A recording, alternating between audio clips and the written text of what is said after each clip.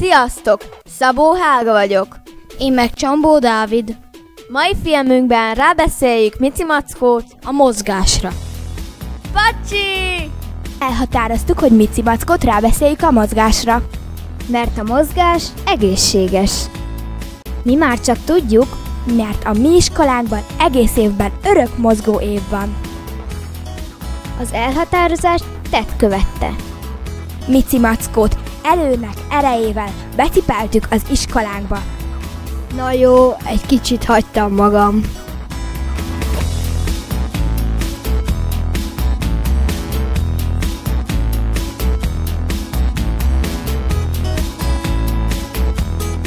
Ott megmutattuk neki, hogy mi mindent csináltunk már ebben az évben.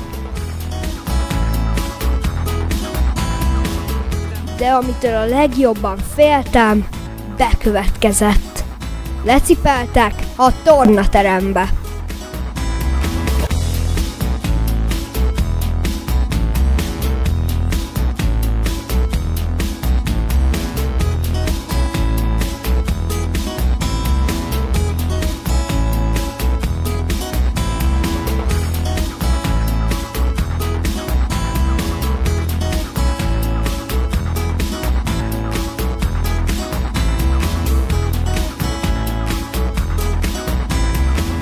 Először bedobtak a tornászok közé.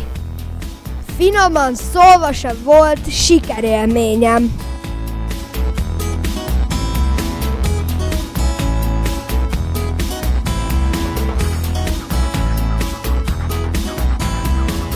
Aztán jöttek a néptáncosok. Majdnem elvesztem a sok gyerek között. Mozdulj, mozdulj, mintha lennél ember. Mondtam, hogy az van, csak itt benne a fejemben. Mozdulj, mozdulj, mintha élnél ember. Mondtam, hogy az van, csak itt benne a fejemben. Elvittük Mici Mackót a röpisekhez is. Mozdulj, mozdulj, mintha lennél ember.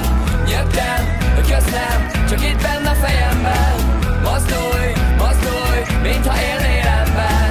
Mondtam, hogy az van, csak itt benne a fejemben. Mozdulj, mozdulj, mintha lennél ember. Aztán bevontuk Mici Mackót egy igazi aranysulis ugribugliba. Mindazonáltal jót ugráltam az aranysuliban. A mézért még repkedni nem merek, de futni már fogok. Mert mozogni és a méz csuda jó.